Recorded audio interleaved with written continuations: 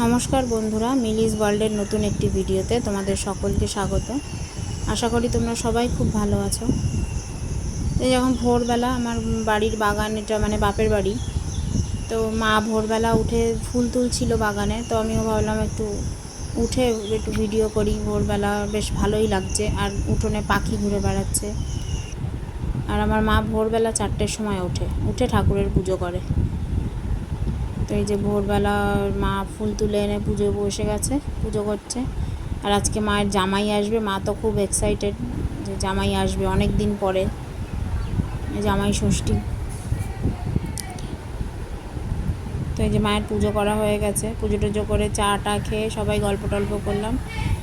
তারপরে ভাই বাজার গেছিলো, বাজার থেকে সব নিয়ে এসছে। আর আমার জেঠি সব মাছ টাছ ধুয়ে পরিষ্কার করে দিচ্ছে। মাছ মাংস সব আনা হয়েছে,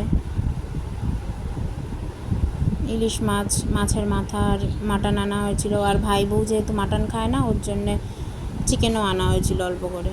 তো এই যে মা রান্না করছে, মা আর আমি দুজন মিলেই করেছি রান্না।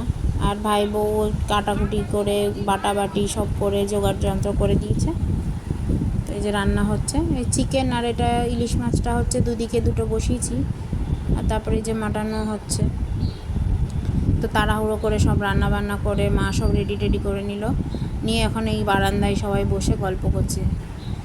পথে বসে আছে কখন জামাই আসতে দেরি করছে, বলেছিল তাড়াতাড়ি আসবে, কিন্তু দেরি হয়ে গেছে সব।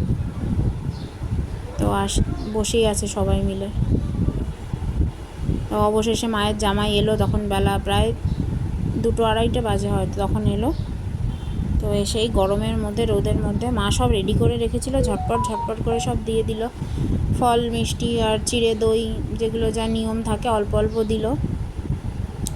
তো ব্যস্ততার মধ্যে তো সেইভাবে ভিডিও করা হয়নি, ছোটোখাটো করেই একটু করেছিলাম যতটুকু যা সময় পেয়েছিলাম। আর এই যে দুপুরের লাঞ্চটাও রেডি করে দিয়েছে ভাই বউ, খেতে দিয়ে দিয়েছে, সব কিছু সাজিয়ে গুছিয়ে দিয়েছে খেতে।